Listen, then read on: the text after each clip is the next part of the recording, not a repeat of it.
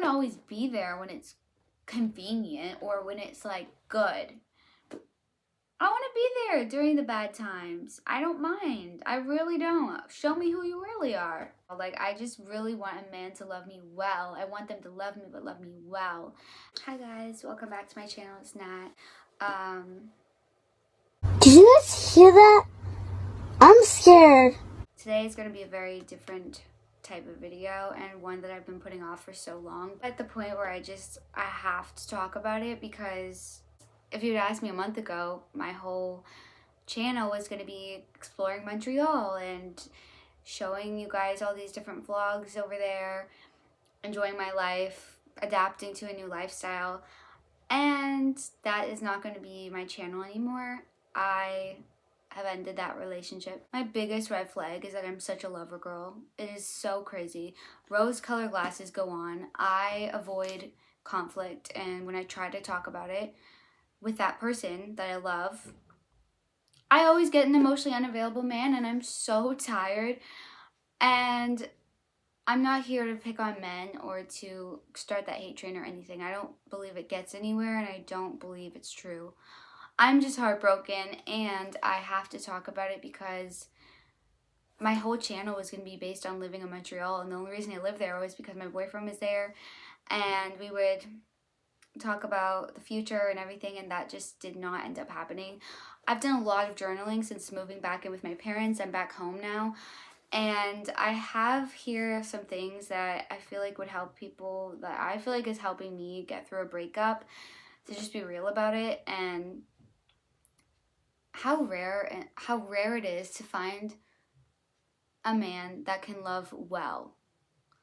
Like, I have found a lot of men that can love, but I've had a harder time finding a man that can love well, because I think so many times we see men look at women as an escape from their problems or traumas or whatever, and when they don't vocalize them, they're just kind of turning away from a relationship and they become really emotionally unavailable.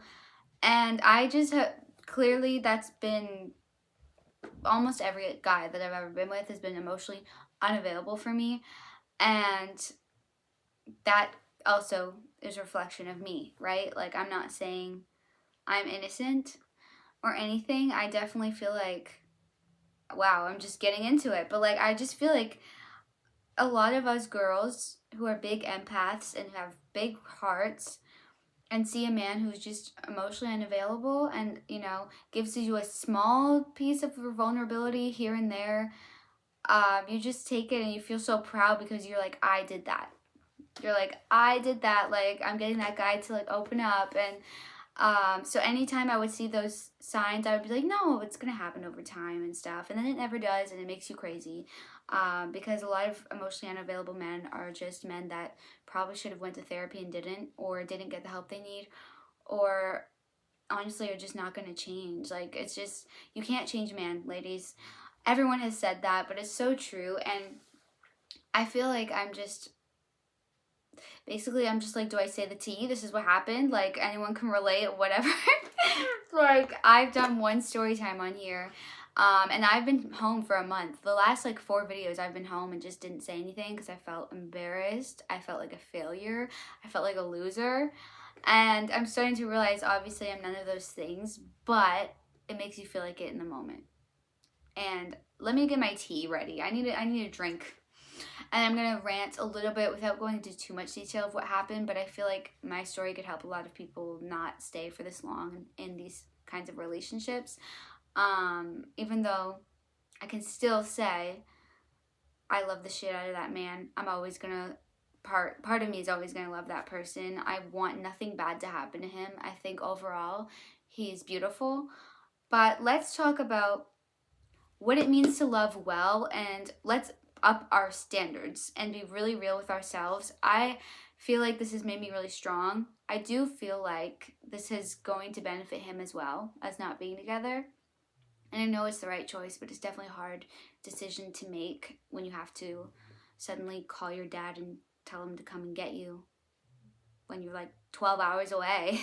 My dad is a real one. My dad is literally the best thing ever, and I called my dad as soon as I knew when I was ready to leave. I was like, Dad, I don't know what to do. And I told him everything that had happened. And he was like, do you need a hotel? Do you want me to send you money? Do you need to get out? And I'm coming tomorrow. And I was like, I love you, Dad. My dad picks me up. I come home. And I'm back home now. So no content of me little vlogs in Montreal, trying cute cafes, testing different restaurants or pretty views or shopping vlogs. It wasn't meant to be, but I did meet a really, really nice friend that lives there, and if I ever visit, which I definitely want to, I will 100% vlog every vacation I ever go on, because I love the idea of doing vlogs in the future. But yeah, I just had a lot of plans for YouTube in that setting, and it didn't work. And I just want to be the first person to say, you can't stay for an aesthetic. Listen, as glamorous as that city was, my well-being and my dignity and self-esteem, I feel like, is a thousand times more important than some pretty city. So I'm back in my small little city. I'm gonna try to glamorize it though. I'm gonna make it cute, and I still want to do vlogs while I'm here, with my sister and my friends maybe later. But let's get into these tips. I have my tea now. I just kept thinking about my dad and how he treats my mom, and it made it really clear for me to like leave. But basically what happened, me and this guy have been together for like 2.5 years. I met him at a club. First red flag, oh my god. I met him at a club, but he wasn't there to party. He was there to pick up his friend, and I went with my other amazing best friend and a baddie, Erica. She and I got ready together. We had like a pre-game of like wine and chicken. Like we had a really cute dinner, and I remember she was like, Nat, I want to go out with you, go clubbing. I was in that time of my life. So yeah, I was responsible for Erica. I got really drunk, we both did, and then I find her outside. I freaked out because I turned around, she's gone.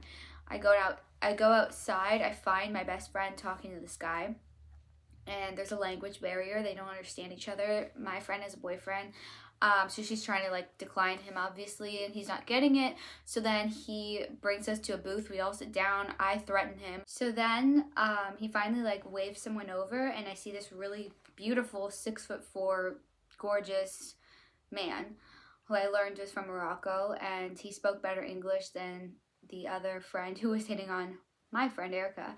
So he just kind of looked at me, and he just would not stop staring at me throughout the night, but he was also not really talking to me.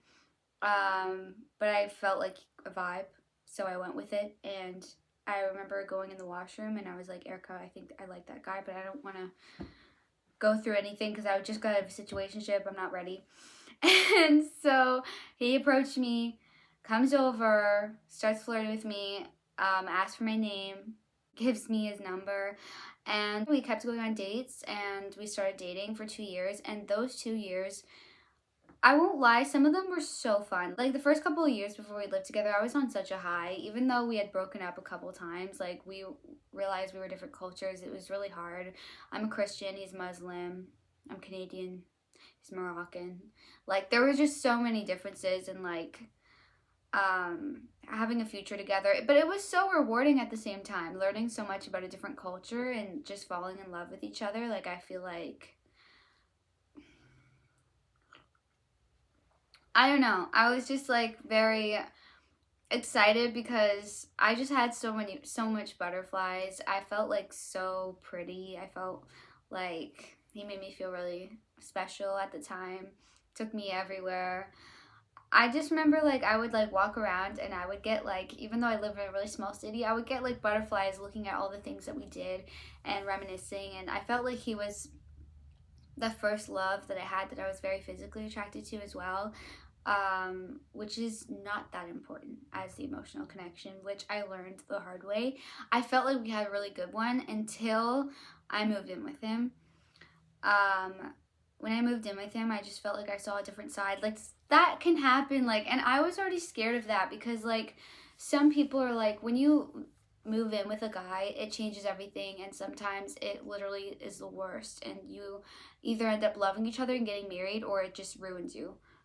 it ruined me, obviously, or I wouldn't be here.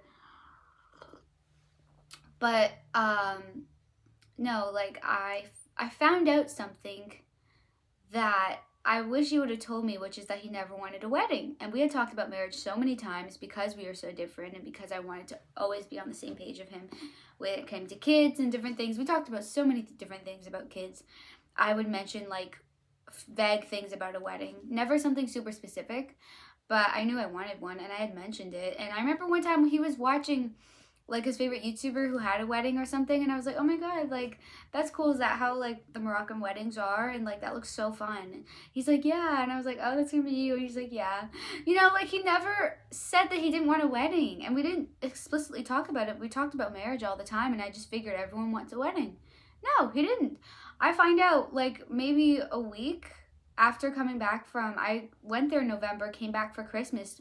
Right when I came back, a week after, I find out that he doesn't want a wedding. Um, and that became I became the worst person to him because I wanted a wedding and he was like, no, we're not having a wedding. Like, we're not doing that. I want to just get the papers and have a vacation. That's so expensive. Why would we do that? And I'm like, my heart shattered because I'm like, all of like the memories, not even memories, that doesn't make any sense, the fantasies that I had of like my dad walking me down the aisle, being with my family, like I imagined this for us, and I think like I'm hitting myself right now.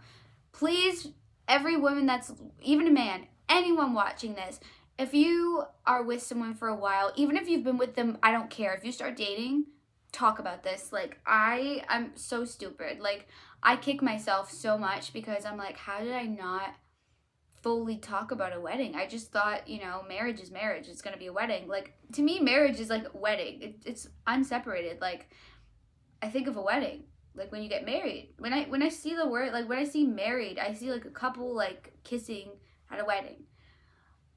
Be super specific. Like if you can learn anything from me, like I feel like most of you guys probably already know that. I don't know how I skipped that, but please, if anyone, I'm just saying, like, always make sure that you are on the same page 100% with somebody. And you know, I learned from it. Like, I swear the next boyfriend I have, I'm going to ask right away, like, do you want a wedding? Like, do you want a wedding? Like, seriously, I don't care if they get scared. I'm just gonna be like, do you want a wedding? Oh my god. Same issue more than everything that I'm just saying is being so emotionally detached and unavailable. Like, ladies, men as well, because there are, as much as I'm saying like this is just from my experience, I don't want it to come off as like, oh, all men are like this. No, because I know women can be emotionally unavailable too. It's not just men. So even if there's a guy watching this, look out for that. Like, you need your emotional needs, especially as a man, honestly. Like, you need a woman to like be able to support you like that. I just wanted to make this video because I don't want other people, not just girls, anyone, like feeling like they have to settle for something that's not forever, right? You can think any guy is hot, you can think any girl is hot, but at the end of the day, like, your personal connection, and are they really going to show up for you? And imagine having kids with someone like that who's never open. And how would they deal with their kid crying to them and like asking for advice one day when they're older and their parent can never access that part of them? Like, it's just so hard. And not to say that that can't get better, but I don't want to wait to find out how many years. Like, I just couldn't do it, you guys. Anyone watching, if you ever feel like you're in a situation where you feel like you're a failure, you're not. Like, you should give yourself grace for trying. And please, for the love of God, don't be such a lover girl like me. Like, lover girls lose. Like, be a lover girl, but be a lover girl without rose-colored glasses on. Like, seriously, if you're gonna do that every single time in a relationship, like, oh my gosh, like, I have such a big heart. I should have left probably the first time, second time. But that's the problem with being a lover girl. Like, I just really want a man to love me well. I want them to love me, but love me well. And I feel like part of that is we have to look inward sometimes, even though it's really hard, and you have to be like, okay, if I saw this the first time and it's kind of obvious, I should have left. So that way, ladies, we can try other men and we could find one that's not emotionally unavailable and we wouldn't be wasting our time with one that is. So I feel like I just need to say that and people need to hear that because sometimes, even though it's not your fault for them being emotionally unavailable and choosing not to get help, if we stick around and we let it consume us, and I understand there's different reasons why people can't leave. I'm grateful I was never in an abusive relationship, like physically or anything like that. Like for the most part, this man, like he really was, he had a lot of other good qualities. It's just that trying so hard to love someone who at the end of the day can't really access this part of loving themselves sort of, and just like is like goes through something so traumatic and they're like, I'm fine, and you try to ask and they're like, no, I'm good, I don't need to talk about it. And you're like, how do you not want to talk to me about it? I'm your person, I love you, like I want to know how everything in your life is because I love you. And I don't want to always be the one doing that. Like, man, I'm just praying for a man to, if I'm just praying for a sensitive man, actually. I don't care. Like, I listen, I think that is the most dangerous thing that we've ever said to men was for them to be strong all the time. Why would we ever do that? And I'm not saying women, I'm saying as a society. Probably a lot of men, honestly, starting that. I don't know. Trying to be like, oh, gotta be in the war and do like man things. And I don't know who started that. Whatever. Society, I don't know. Because then girls fit into it, guys fit into it, and it's just so toxic because then you get girls that are overly sensitive with these men who can't access part of their feelings. Mostly, but again, this happens to girls. There's a lot of girls out there emotionally unavailable too, but it's like when you're with someone like that, you're like, oh my gosh. But seriously, why did we ever say that to men? Because listen, I want a petition to start being like, men can be sensitive, because I want a sensitive man for my next man to be super in touch with his feelings and just cry to me, baby. Cry to me. If there's a bad day, I will just hug you and make me feel so much better. Just feeling like needed and loved, like loving someone else and just comforting them. That's like part of my love language. Like I just want to be there. I don't want to always be there when it's good. You know what I mean? Guys, I'm so sorry. I just had to rant. Like, I don't want to. Oh, shut up. Not you. My phone. Like, my ex, like, right after I left him, he sent me a love letter in the mail. Because he probably knew it wouldn't work on my phone. Yeah. They will send you letters in the mail. They will send, I don't know, in the mail. Like, overall, I was a really good girlfriend. And I'm like, yeah, you realize that. You're not coming back.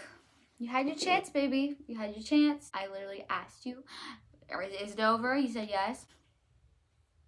Like Alexa Nicholas, when she's like everywhere and like drunk on that live stream. Does anyone know who that is? I don't deserve your elbow, Christy. For me, I don't deserve your elbow at all. Bat, loser. I don't deserve your elbow. I hope anyone watching just knows how important you are as a person, how special you are. And if someone doesn't see that, get the hell out.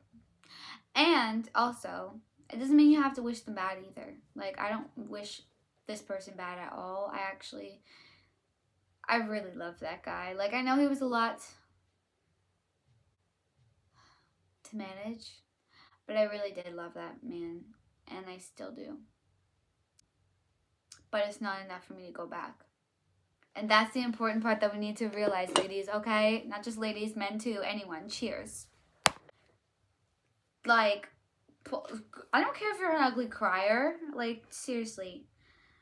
Anyways, if you have a big heart, don't change anything about it. Just find someone that has an even bigger heart. And that's this whole video. That's really what I want to say. Basically, I wrote notes, but I didn't even look at them because I feel like my heart I just spoke. Bye.